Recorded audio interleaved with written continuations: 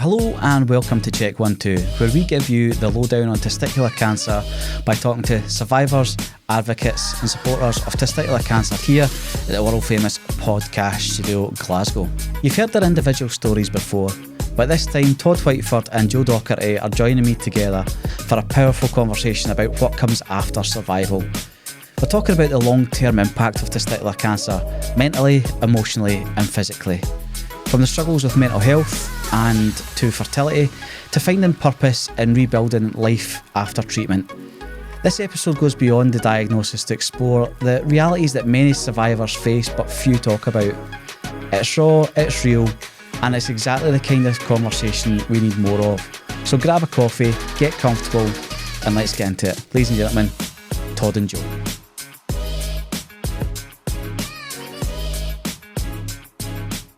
Guys, thanks very much for coming back on Check 1 2. You're very welcome. You might regret it, but yeah. Nah, I don't think I will.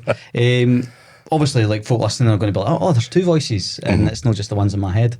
So, how do you know that, though? You well, don't really I know imagine that, it was actually, you two were just figments of my imagination. Yep. I don't know how happy I would be. I think I'd need to get some antipsychotic medication. It's just when it comes across on the actual video where you're just standing here, sitting here talking to yourself, and there's nobody here. You guys are my Tyler Durden. Is that what we're saying? Yeah, two Tyler Durdens. Yeah. I'm only one who doesn't know who Tyler Durden is. Never seen Fight Club? No, I haven't, no. No, Fight Club, you hate to watch Fight Club. No, I've not seen it. You hate to watch it. So, I thought, like, with these kind of sexy podcasts, I thought, well, why don't we just get guys back on and just have like a more kind of round table discussion about our experience together. I thought you said sexy podcasts there. You said sets a podcast, but I thought you said sexy podcast, and I was like, right, it's going to be a sexy podcast then. That's why. I mean, it's definitely a sexy podcast. That's why the big fella's here. Right, got it. Now I know. That's just my Falkirk accent. Yeah. Sets a sexy podcast. So, obviously, we don't have to go down the road of explaining who we are and how, because like if folk want to go back, watch episode 2, Todd Whiteford, watch episode 33 or 34, I think. Do you know what? I've actually no idea. Yeah, and then it was actually 3 months ago, year one. It was. It wasn't that long ago. A year and a half since your first one. Yeah. So, again, thanks very much for coming on and doing this. I suppose it's just like anything. When we've sat down, like, and we've spoke with Richie and stuff like that, and Richie's always a bit like, you can see almost like this camaraderie between guys who have had testicular cancer, and it might not even be that you're talking about your cancer, it's just that you're talking about everything else but there's that thing, and I think this is the chance to do the butt stuff instead of the ball stuff. You know, I'm not going to take that in a direction it's meant to be. Based on your preamble, Joe, I thought you'd be all over that. We're literally getting round the whole body here. It's like, It's the way to do it. So, so I suppose it's just, for us, obviously, like, the reason that I thought the two of you guys was, obviously there's been different struggles in terms of fertility as well. Do you know what I mean? Like, obviously, Todd, you had lost both your testicles to cancer, and still had to go through like a kind of an IVF journey. And obviously, Joe, you know, you've had your own. You've had the one removed, and then not like your promised so much and given so less. Yeah, it was not a good experience, to say the least. Yeah. So shame, right enough. It's a shame because it gives you that little bit of sunshine, thinking, right, it's going to be all right, you're going to be a father, it's going to come down the road, things are going to come good from a bad place. But then it just block after block after block. It was a bit of a nightmare. Yeah, I suppose in two different like scenarios. Obviously, when you had your first diagnosis, you were 26, was it? No, a bit older. 28. 2013. Right, so 20. Let's carry the one. 29 maybe? Yeah. 28, 28. Yeah.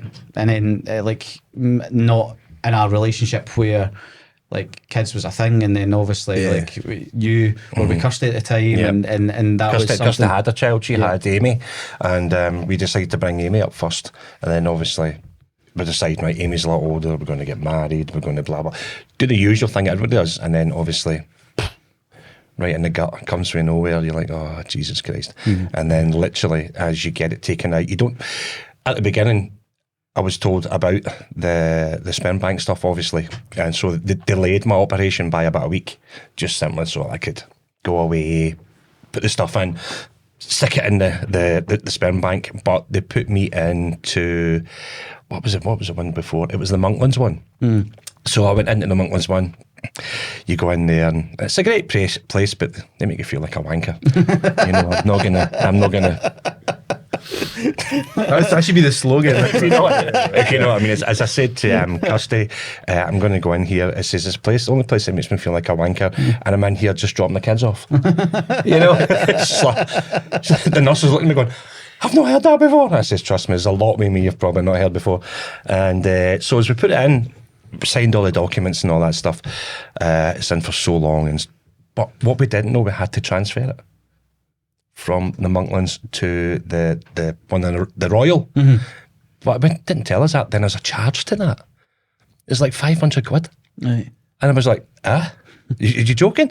So you put it in before you actually get the operation, the orchidectomy, thinking, right, give yourself a really good chance to produce, probably. Yeah. And then I had to just say goodbye, because money was hard at that time, because I wasn't wasn't working then.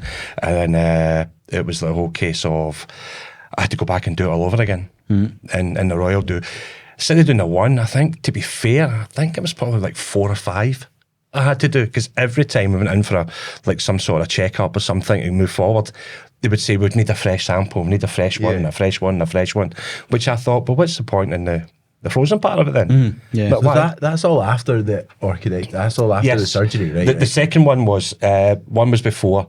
I still had the cancer in the first one. Yeah. Before I went into the Monklands, I still never forget the doctor's name, Dr. McCool. He's going to take one of my balls up me. Dr. McCool. Couldn't have got a cooler guy. But that was simply before. They wanted me to come in. They told me on a Friday. They wanted me to come in on the Monday to have an operation straight away. But obviously I said, look, I don't have any kids. That I know of. It's one of them things you'll say that in the door. Surprise. Hello. this coach turns up. No. But that's literally what happened there. And it came to a stage where I did it and I thought everything was all ready to go, so let's get through what I have to get through. Then we'll talk about that at a later date. But then obviously when it came about, we have to go to the IVF place in the Royal Infirmary. And then they said, no, you have to transfer that from there to here. And then that's when we found out about the costs and stuff like that, which you don't know unless you had to do that. You wouldn't know that? No. There's no... Yeah, it's about 500 quid. So is that like, they're sort of saying like we need to transfer it within what time period? Like it has to be probably done that day. It has to be, you have to get a specialist. I think they've got their own courier. And it's got to be in like kind of, I don't know, is it liquid ice or what? Has it got to be to a certain level so it doesn't obviously thaw out and then get taken over, and it's a process? Or is that not an NHS thing then? That's exactly what I said. That's exactly what I said. Because they'd have been as well telling you, by the way, see if you don't have 500 quid on you, there's no point in doing this.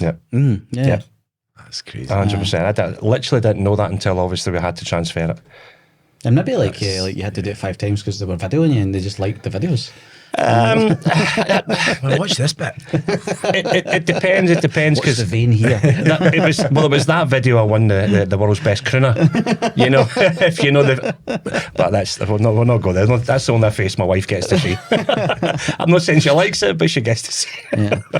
But I suppose that's helpful to know. Like if anybody's like watching or listening to this and they're going to Monklands, like that's maybe helpful. Do you know, because it's weird because you wouldn't have to. Did you pay anything like to bank or? The only thing that I've had to pay was because it was over 10 years ago. Like recently, they're like, oh, we're going to like rehang me. Like they're going to, after 10 years, they're like, right, we're either going to chuck this or keep it. Yeah. So right, okay. I can't remember what we did because we're also then kind of in the IVF bit of it. So there's some of my stuff frozen, but then we're lucky enough to have a few frozen embryos. Right. So it kind of it's like less maybe important to have the sperm by itself if if you've got the embryos, but And I think we've got like 4 or something left. So, Right. but I don't. Does not want to be pregnant again. She's like, no. She's done after this one. She would be, that's it. So, What age are your kids now? I've got one that's just turned 2, and then one that is going to be born in about 3 weeks or 4 weeks. Congratulations, mate. So That's superb. yeah. Have you got a kid then, or No. No, I don't. right. No, there was what it came of. I was obviously older. I was 41 when I got my diagnosis, and obviously you've got the time after and the time after and the time after getting, obviously trying to get a bit better and trying to get past things and try to get out of your own head. And then obviously COVID and all that kicked in, so it was literally stumbling block after stumbling block. We were told with one of the consultants, as long as custody was in by the age of 39, we would get the 3 chances of the free IVF that we would get. So custody was put in just before our 39th birthday. So we thought, everything's cool, everything's good, it's all going to go ahead. But what they didn't tell us is custody's BMI was 0.5 over than what they would accept. So, but this is the point. They didn't tell us that. They just took us off the register. No way. Yes. So not even a letter or nothing. I don't remember anything, and custody doesn't either. Right. So they took us off the register, which we didn't know until years later. Because when obviously COVID kicked in and everything was closed, so that wasn't their fault, that wasn't our fault. So then it came to a stage where we didn't really chase because of COVID, but when COVID stopped, they must have seen us flag up on the system. So it's come up and they've went, well, these guys have not been in, maybe they've panicked a wee bit, shit, get them in. So we've came in, and that's when they told us we were only getting 1 shot. Because of Kirsty's age? But it was because of Scottish law. Once you're over, I think it's 40. 40 rings a bell. It's 40 or 41. I'm pretty sure it's 40.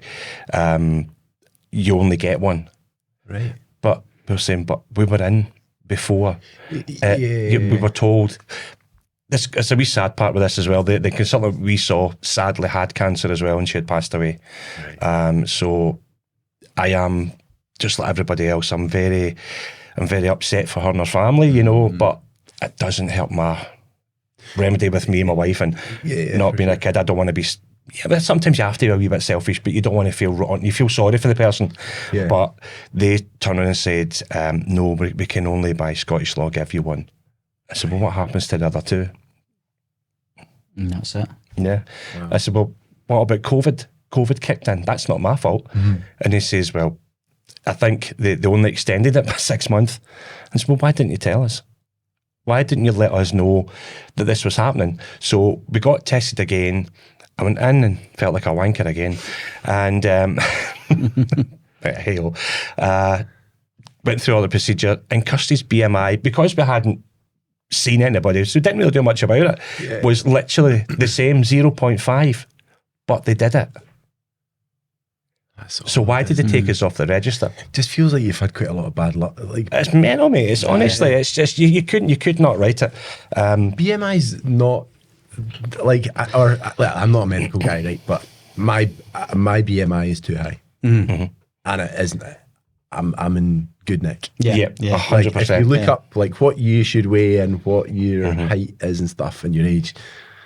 Yeah, 0.5 is like 0.5. It's enough of a margin of error that they go, well, how long would it take you to get it down? Maybe a day. Right. Maybe a couple of days, maybe a week. If you just went, right, okay. Kirsty, run around the block a couple of times and then like we'll just come back. Do you know what I mean? My wife's quite fit because she's a firefighter, so it's like she's not like this massively overweight, obese person. She isn't. Yeah, you should probably have to lose muscle just to gain that. Well, I think that's the argument. I don't know. BMI seems like an odd metric to like base it on, right? Weirdly, Pam and I were looking at like the BMI thing like just the other night, and I was like, what should my BMI like? And I'm only 5'7". Do you know what I mean? It's like, but I should be 7.5 stone, and I'm like, if I was 7.5 stone, I'd look like I was in an extra in Philadelphia. Yeah, do you know what I mean? No, definitely, 100%. No, definitely not. So to be like that shy, and I think that kind of obviously takes us around like the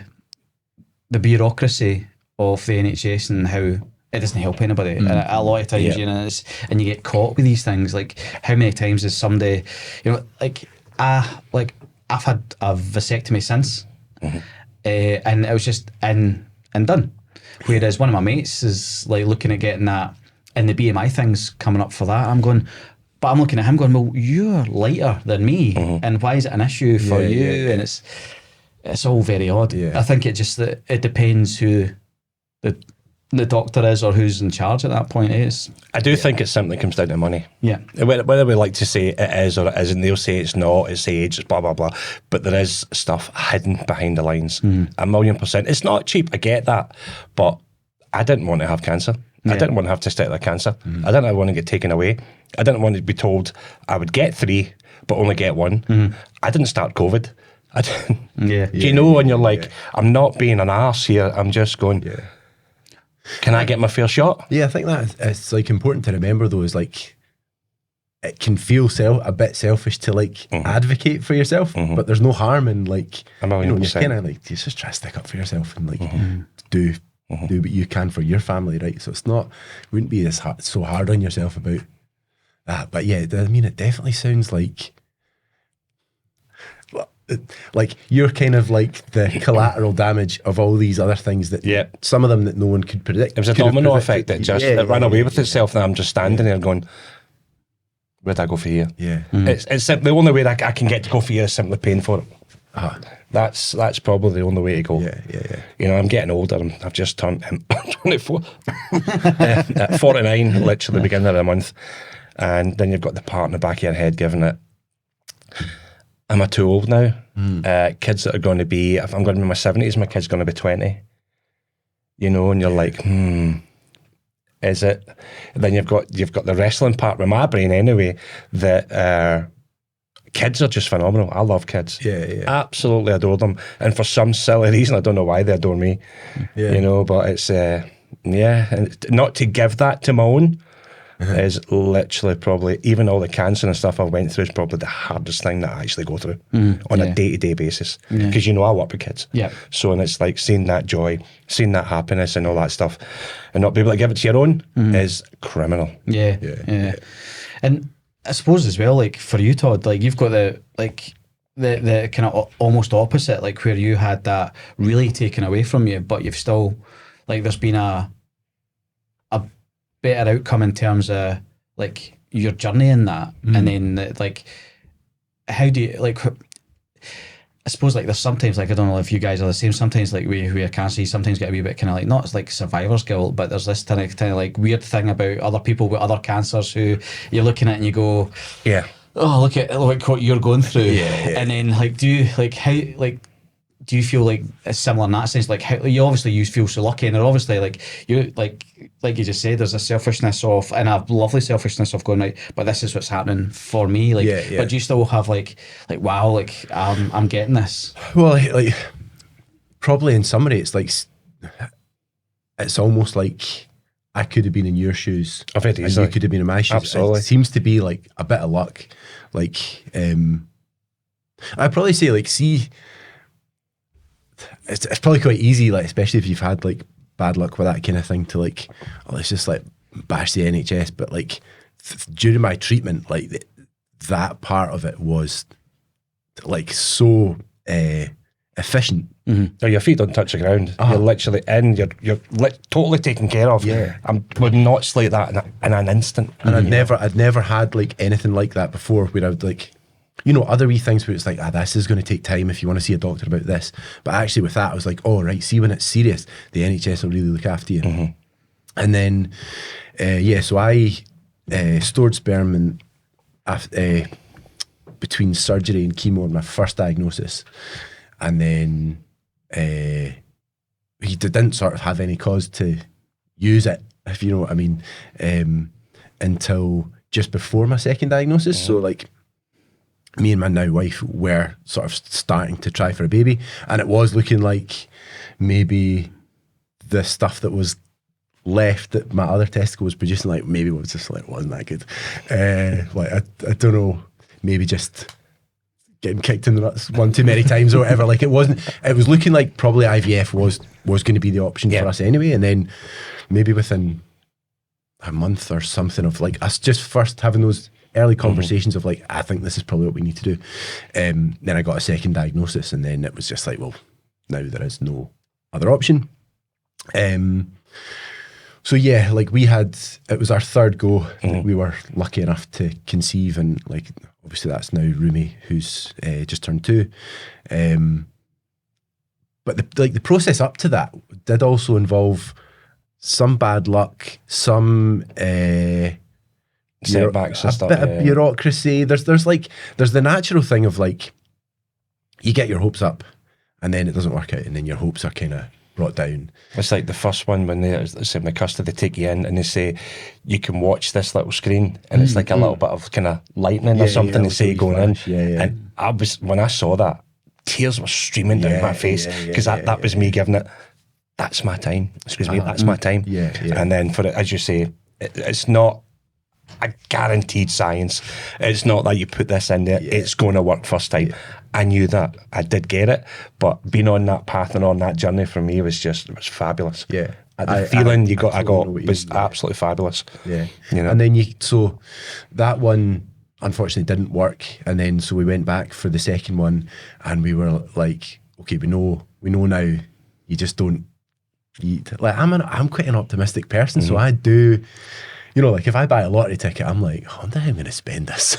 But see, I'm not like you. I'm definitely going to buy that. I'm definitely going to go and do that. I've got it spent. Yeah. It's not like 7 ways. Well, I maybe need a little bit more. Actually, I'll take this lottery win, and then I'll use that to leverage 5 credit cards, and then I'll spend all that and that.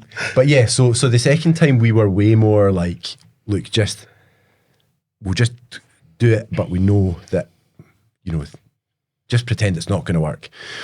But during that time, we were kind of on the end of like a bit of bureaucracy and a bit of like, well, why the fuck was it that time and now it's that? And it was to do with, it was COVID related. So basically what had happened was, so Shan, my wife, they do all the injections and they sort of like turbocharge. So she goes through things. You know, she dealt with it very well. I know that I would not have dealt with it. me either. I was going to ask you, did your wife find it quite difficult to do it? Because my wife did it. I did the injections for her. My wife did it for herself. You could see all the little bruises, the same parts she had to go in. It like she'd been shot with a pellet gun or something. 100%. And some of them were bleeding and stuff like that as well. So it's like each one was obviously like tender, and you're like, I literally felt terrible for custody, because I thought, I'm having to put my wife through this to do this. Exactly. I felt as if I was doing my wife wrong, but I should have looked at it as if my wife was trying everything she could to be in a position for me. You know, and it was like, it was pretty tough watching her do that. Yeah, it's hard, to be fair. Because you feel like, I mean, I definitely felt like a bit of a piece of shit. Like, it's like, totally. Well, see if I was working and you wouldn't have to do that, you know, like it's that sort of element. And woe is me kind of thing, you know, but it's like, you know, this person's putting themselves through that barrier and the pain barrier to do that so many times a day at a specific time in the day to get it to a certain point. And then you see, everybody sees everybody going for showers and stuff like that. These marks just to literally get you to a stage to become a father. And you realise the sacrifice that person's actually going through to make this your dream a reality.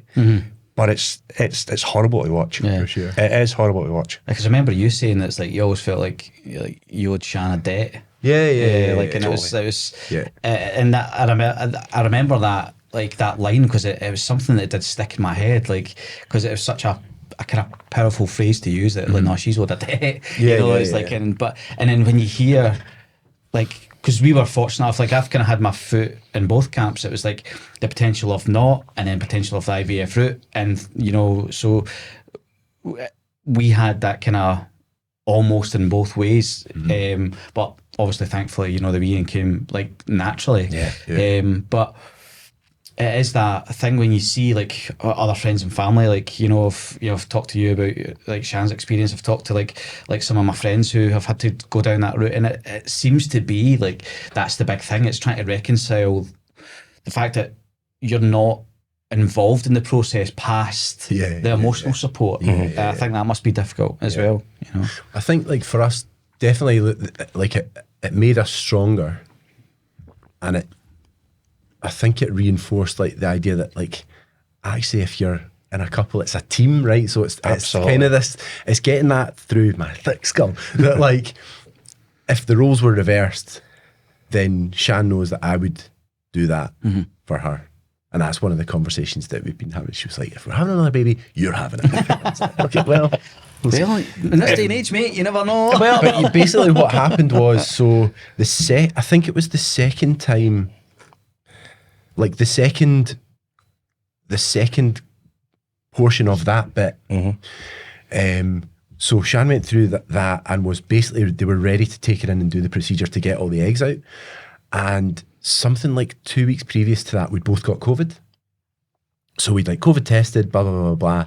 And then when Shan went in on the day of the procedure, so she's basically like bursting with eggs. Like she just like feels like awful. And I think it is a bit of a relief once. I don't think the procedure's pretty uncomfortable. And I think once it's finished, then that does feel like a bit of a release. So she was like, we're kind of geared up for that. We're like, okay, this is the next step.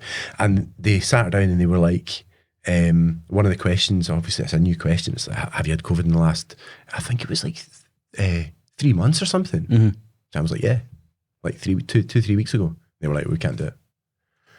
And we were like, so she was phoning me in tears. She was like, wow. They say, because of COVID, I couldn't go in.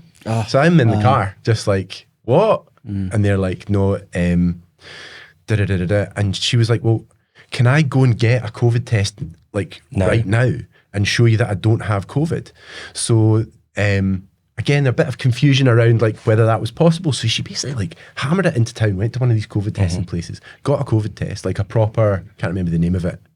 Not the one that you do in the house, the one that you do if you're going to the airport. Yeah. Did that and like rushed, so paid whatever it was, like 70 quid to get the rush results and phoned them up and was like, I've got it. It's literally, I don't have COVID. And the anaesthetist was like, no, I won't anaesthetize anybody who's had COVID in the last like 6 months or something. Did they give you a reason for that? No, they said it was to do with, I actually can't remember, but it was the anaesthetist that kind of was the deal breaker. So she's like in tears, we're both like upset, back up the road, and she now has all these eggs that are just, they just have to sort of pass them normally, which is incredibly uncomfortable, but it's also the mental side for her, which was, you know, because I think they gave us the number, I think it was like 15 or 16 eggs, so we were like, that's quite positive. And she was like, well, I think that's just like 15 chances gone. Like that. And there was, the thing that made me really angry was there was zero psychological support. After that, they were basically like, no, like, that's it, next. Off you go. You know, you can come back and do another go. Did they count that as one of your goes? They didn't count it as a go. Okay, did they? No, they didn't count it as a go.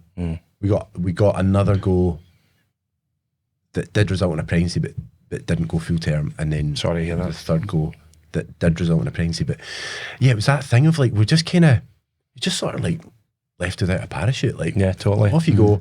And then yeah, she was, we were both upset, but obviously you carry the physical burden, you just feel it more acutely. And like yeah, that was the thing that made, I was really disappointed in that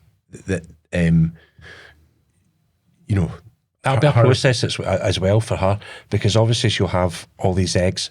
It's like you didn't naturally, so you didn't have what time it was or when it wasn't, when she had eggs, didn't have eggs. She'll be thinking in her head, that's going to be one of my babies. Yeah, do you know we're going to have a child out of this? Then there's a mental part of that to think, I've just had to let all of that go that would be like losing a child. It's a bereavement for sure. Yeah, absolutely. And not to have some sort of at least back up to that, I find astonishing. So she then phoned up and was like, look, I'm really struggling with the mental side of this. And they were like, well, we'll put you on a list and someone will phone you. And I think it was like a week or 2 weeks before someone phoned her. And then by then we'd kind of worked through it and we were kind of getting ready to like go again. And she's like, Shan's really like mentally robust. So like, thankfully we were able to kind of find ways to navigate get through. beyond it. Yeah. But honestly, that was the most disappointing thing. I was like, that's bullshit. That like they basically leave you like that and then no support and they're not. You also get hyped up as well. You get hyped up because you get through this procedure. You're getting more positive. Yeah. And you're up to a kind of a high part where you're going, it's going to work, it's going to work, it's going to work. And then, then where do you go for there? Yeah, exactly. You're sort of in this vacuum of like, and then kind of like, right, well, what do we? It's an emotional high to a massive emotional What do we drop. talk about? Like, now what are we going to? And then what do you want for dinner? Like, you know what I mean? Then knowing that your wife has to go through all them injections again. Well, that's the other thing. And then you're brought back to this place of like, this is because of me. Because I struggled with my selfish part of it when it didn't work. That one time we got, instead of the 3, thinking, right, we looked at the money, looked at where it was going to go, how we were going to start the procedure for here, different places, different procedures, who does what's the best benefit we're going to get. So we looked at all that, and the only thing that came back to me was, there was 2 things. One was, right, if I do this, I could become a father. And then there was the other side of pure guilt. I'm going to have to put my wife through this again. I just didn't know if I could, because I saw how she just put a face on it. Yeah. You know, and you can tell she's like holding her belly and stuff like that. You're like, because it's all tender and sore. And like you said, I just felt like shit. Yeah. I felt as if I'd put my wife through some sort of hurt. Yeah. Just for my gain. Yeah. And, you know, but it would have been a both again kind of thing, you know, but I didn't like that feeling whatsoever. You know, I didn't like thinking I was actually hurting my wife. Yeah. But she would go, no, it was fine, it'll be all right. My wife's probably the same as yours. Just laugh it off and get on with it. You know, but for I'm sitting there as a man thinking, no, I just don't know, was that worth it? Yeah. But I think it would have been, obviously, but if it had went the right way, but to do it multiple times, I think's a bit extreme. It takes the toll on both of you anyway, but I think that's the other part of it, like what like we talk about with Cahonas, and I'm speaking about it more and more like when I do talks and stuff, because like conversations like this that we've had and like the other episodes of the podcast and meeting guys who have had it now, you're finding that it's like there's different steps after your diagnosis that isn't necessarily looked after. And again, I'm not bashing the NHS by any means. But they just see it as you're clear. But you're clear, but then you've got this other path that you've got to go through on your own. Yeah, and there's this whole line of, you know, like the fertility journeys or the kind of the coming to terms with losing like parts of your anatomy. Do you know what I mean? It's like there's so much. There's body image issues. There's the struggle of, you know, feeling. If it's, I don't know how the guys who went through what like their treatment during COVID. I felt lonely surrounded by people, let alone being lonely and literally being alone. Yeah, I was still going through my, not my tests, but obviously they were checking me still through part of that, and literally going to so many different places. So many different just little places just to take bloods. You're meeting someone different all the time. I get there's a reason for that, but actually going somewhere and thinking, I don't know where I'm going. I don't know what I'm doing. I just want to give my blood and get away and make sure everyone's going to be okay. But it was like, I never went back to like the Beatson to get my tests done or wherever I had to go. It literally was find somewhere to put you. You know, so during COVID it was, as you say, it was, there was no, it wasn't regimented. It wasn't what you know. It wasn't what you knew before. It was like, find somewhere to put you. And I found that quite, what's the word you want to call it? I felt quite detached from it. Yeah. You know, and you're literally having just to go somewhere and anywhere to take bloods. So it was like, am I going to get the same results back the same way? Yeah. How do they process it for here to get to there? Your mind's going a bit mad with everything, you know, but it's like, it did, it worked for whatever reason it did. They did make it work, you know, but it was very detached. That was the one thing I found like really frustrating was the giving bloods thing. So see, like, obviously at the time, like me working through in Cloudbank, I could get to the beats easy now. But at the time when I was like, before I'd stopped like having to go in and I was kind of given the full all clear as such, I thought I could just go to my local hospital or my GP and give my bloods. But I couldn't. I had to, like, every time I had to come all the way back out to Beatson just to give blood all the way back out. And then it's just interesting that it's like, you know, probably the same thing. It's like, you can't, they're like, oh no, our systems don't talk to each other. We're a national health service, but the systems don't talk to each other. It's the whole Glasgow and North Lanarkshire, and then you're like, oh, and then really? You've got that thing of like, okay, but when COVID happens, suddenly, oh no, works. we can do that. It works. It's fine. Yeah. And I think that's part of it as well. And I think, I don't know if you guys were the same. Like when after I finished my treatment, and those first few times going back in the beats and are fine, but see when the longer gaps started happening, so see when you didn't have to go back for 6 months. 6 months, yeah. And then it was I remember walking in and just feeling dread and this anxiety that I'd never really experienced. And I've talked about this before. Like I was really quite lucky. I never really like had like true like anxiety or anything until I was in my 30s. Do you know what I mean? And Pamela's like, how did you not? I was like, no, it's egotistical and just, you know. you think you're invincible. Yeah. Everybody at that age just thinks it's no, I can't be here forever. Yeah, you know? But did you feel any of that as well? Like see the process of having to go back into it, was that difficult as well? Maybe, I wouldn't say difficult. I think from the mental part of it, where I suffered quite a bit, was I was being very superstitious. I didn't want to do something that was different. Like ringing the bell, I never wanted to do that. Right. I never wanted to tempt my own fate. I never actually wanted to just go, right, that's me did my treatment, that's me did whatever. I don't know. I always, as I told you the last time, I feared the beating because you know what that it is, but you don't see it as this place of goodness as well that can literally get people better. You just see it's cancer, and it's like if you go in there, you're basically signing your own kind of death warrant kind of thing, but that's not the case. That was my naivety.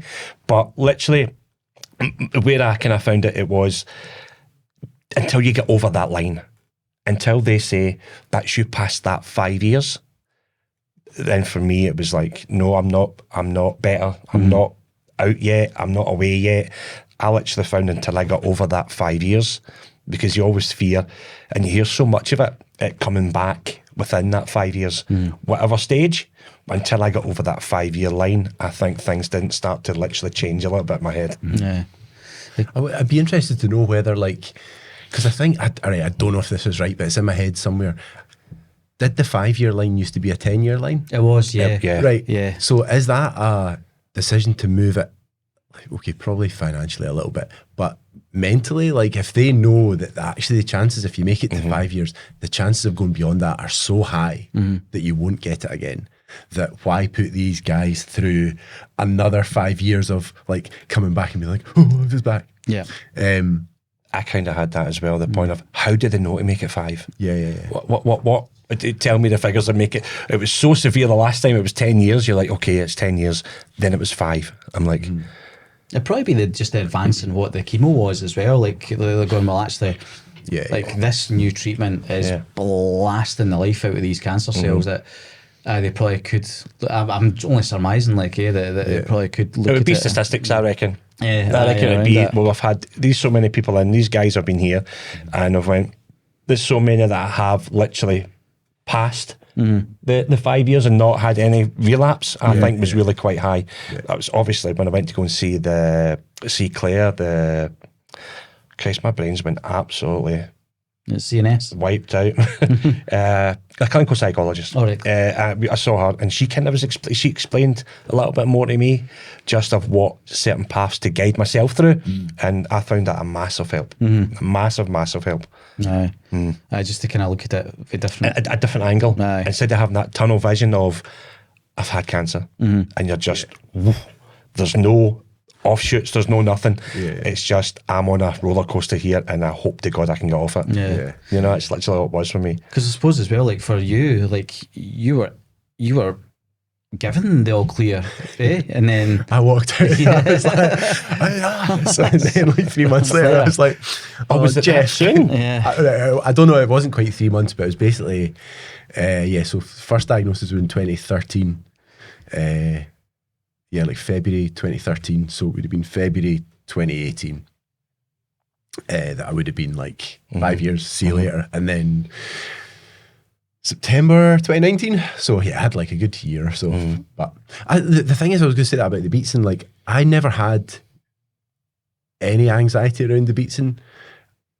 And I think it's obviously due to the people there. Like, I've got so much time for the beatson. Yeah.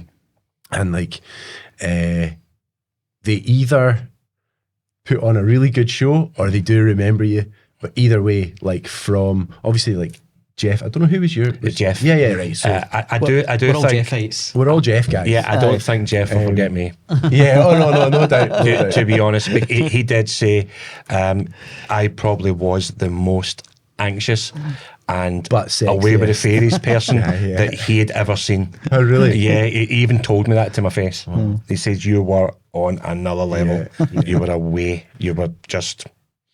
Yeah, I don't think Jeff will ever forget me. God, I mean, like, God rest his soul. Jeff as being like the He's still here, so I didn't mean that. I'm like, no, I don't God rest his soul. He's still going. It's like, God bless his soul. I meant to say. Dr. White's not dead. No, he's not. Retired. It's going to be like that thing when Ian Wright God. meets his old teacher that he felt saying something. Mr. Pigden, someone said you was dead. He said I was dead. So Jeff obviously is like the kind of linchpin. Like, if I was going into clinic, I was like, I know I'm going to see Jeff. Yeah. And it's just that thing of like, once you have those interactions enough times, and you're like, I really trust this person. And I really like what they say. The way he communicates, the way he explained things to me, I was like, totally get it, feel pretty comfortable. But the same with like Nicola, who was there. But then even down to like the staff taking bloods and stuff, like there's a few there. So I went for my last bloods. When was it? I think I messaged you that day and I was like, or you'd messaged me anyway, and I was like, I've just done this. Yeah. I've just gone and done that. But there's one girl there who does bloods and she's got loads of tattoos. And so every time she did my bloods over the last, like, I can't actually remember when she started, but let's say the last 10 years, we'd always talk about tattoos. She's like really sunny disposition, like really like, just like good people. And not just her, but she's very memorable, but the other ones as well, just put you at ease. Yeah, the mannerisms are phenomenal. Yeah, and I was like that. I don't feel, like I didn't feel scared. And my biggest fear about going into the beatson was I'm a bit of a fainter. So I was like, no, just not this time. But I actually did like 9 years of bloods without fainting. Really? But the first time I got bloods, I did that. I was like, but yeah, so I've got like a really positive relationship mentally with the beatson. Yeah, I do now. I definitely do now. But it was total naivety. It's when you hear someone like when my gran passed away, you just hear cancer, and it's like, of course. you just automatically think, shit, you know.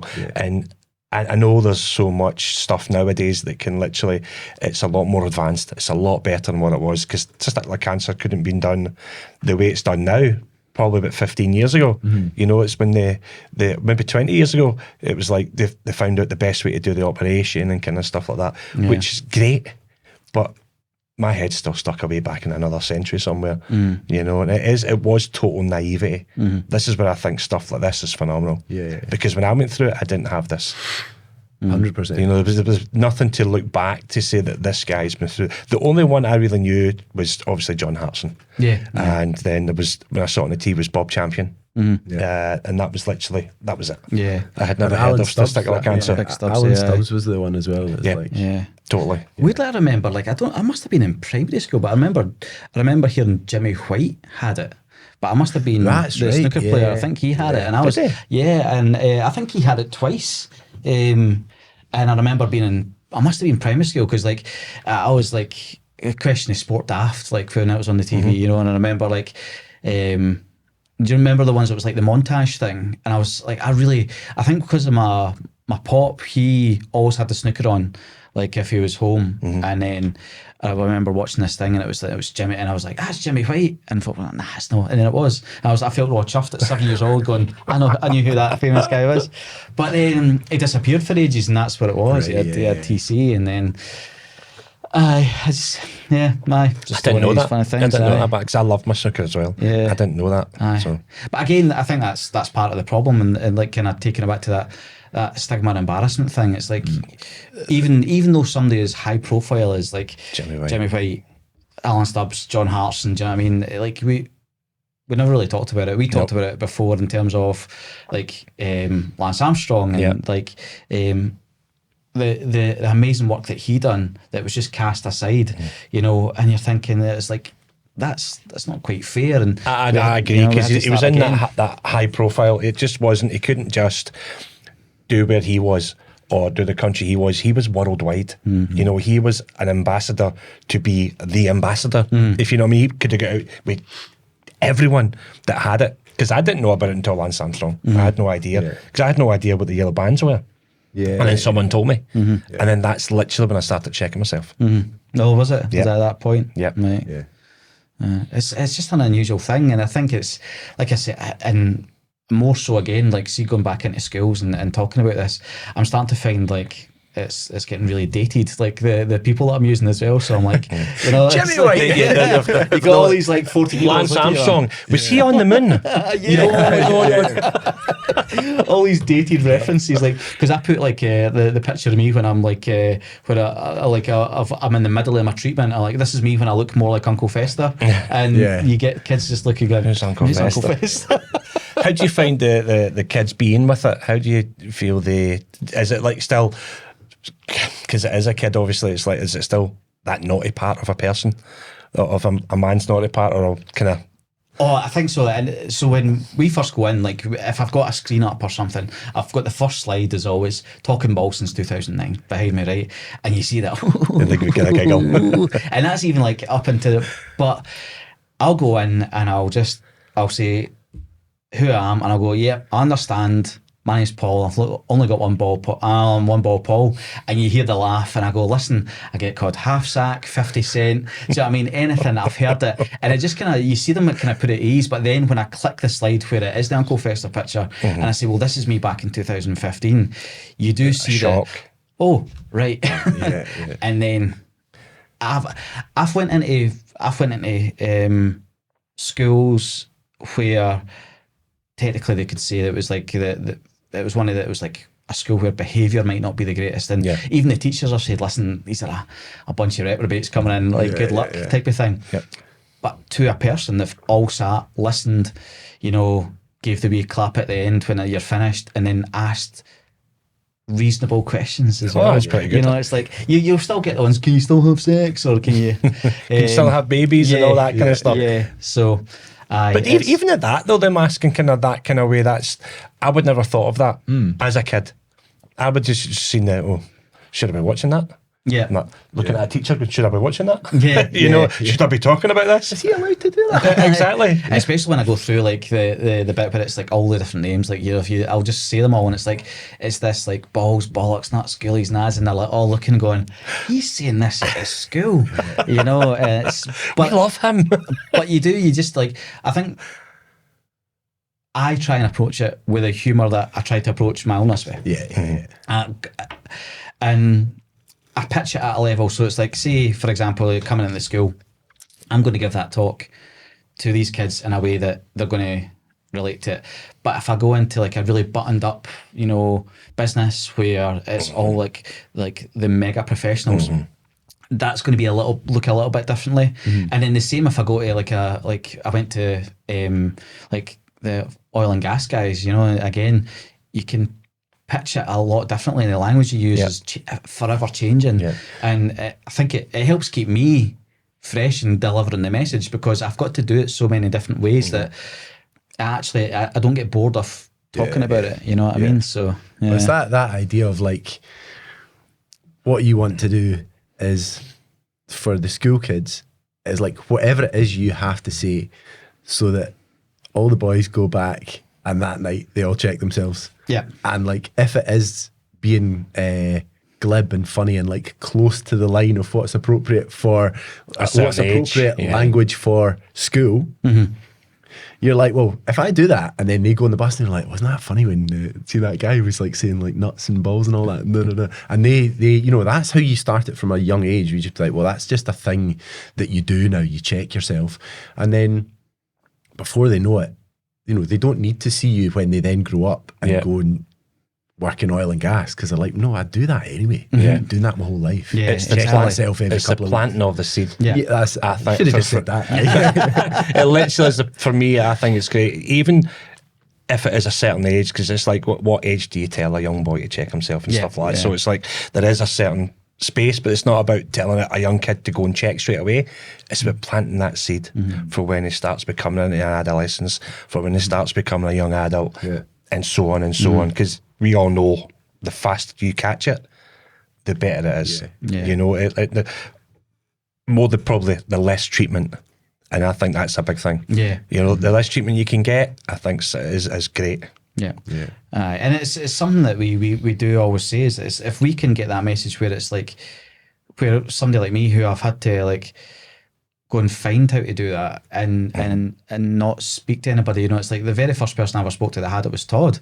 Do you know what I mean? Like you think like, and I was probably 6 or 7 years since I'd had my diagnosis before I met anybody that actually had it. You know, and it's like, I think conversations like this are definitely helping, and the feedback that we've got for the podcast has been great as well. Absolutely massive. Even like, so I would say that I'm like at this point like pretty comfortable with who I am, pretty comfortable with like how I think about what my treatment was like and all those other additional things we talked about, like pretty comfortable with it. I still listen to the podcast because even like the guy that this week, Jack, from Loughborough, right, that is like, it's another element, but it's this thing of like, oh yeah, I know what that feels like. I can understand. So it's that thing of like, the experiences are all quite similar. With different variations and different levels of like how bad it was and so on. But I still do it just that it's like a sort of,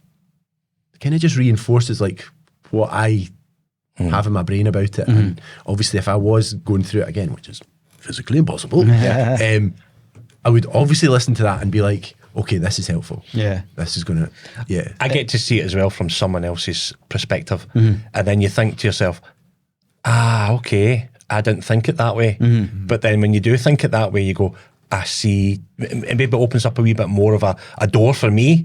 So you can go, I see how his coping mechanism works.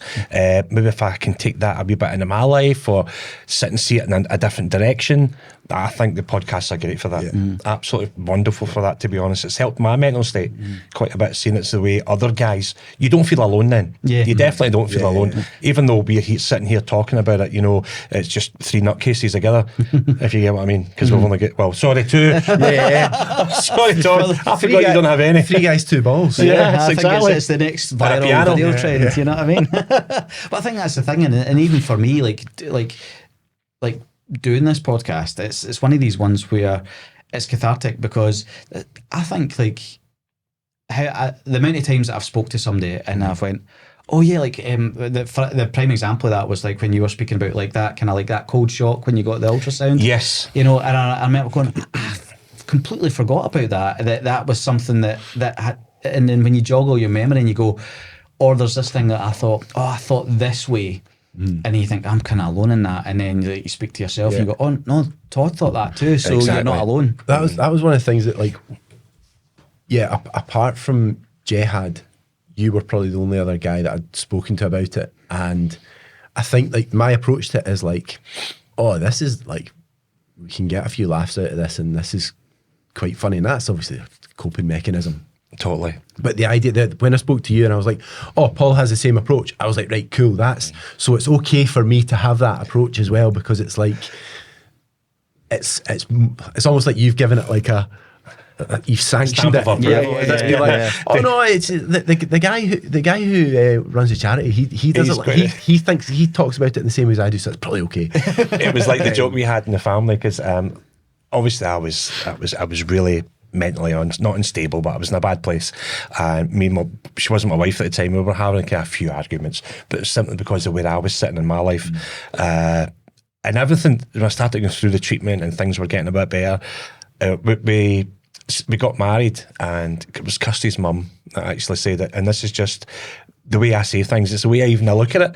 She'll go, "I used to getting on really quite well." And she's like, "She stopped arguing and fighting?" I says, "Yeah, you were stopped it a while ago." And she went, "Why is that?" I said, "I just don't have the balls to fight her." She just looked at me and she went, "Oh my God, trust you."